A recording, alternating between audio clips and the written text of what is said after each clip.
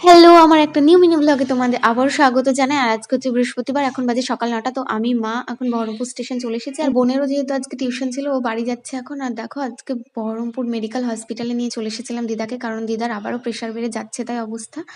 তো মা দেখো দিদার পাশে এখন বসে আছে। মা, আমি, দাদু আর দিদা এসেছিলাম। আর এখানে দেখো দাদুও বসে আছে। দিদাকে এমার্জেন্সিতে একবার দেখালাম, দুটো মেডিসিন দিল, দিয়ে খাইয়ে ১ ঘন্টা পর আবার দেখবে বললো। তো ১ ঘন্টা এখন হয়ে গেছে, আমরা আবার নিয়ে যাব দিদাকে। তো দিদা একদমই হাঁটতে পারছে না, তোমরা দেখতেই পাচ্ছ। মা আর আমি ধরে ধরে নিয়ে যাচ্ছি, তার জন্য দিদা বলছে আমি মরে যাবো রে, আর বাঁচবো না, এসব বলছিল আর কি। তারপর দেখো ডাক্তারের কাছে নিয়ে চলে আসলাম। তো ডাক্তার ছিল জুনিয়র, তার জন্য আবার আউটডোরে পাঠালো ডাক্তার দেখাতে।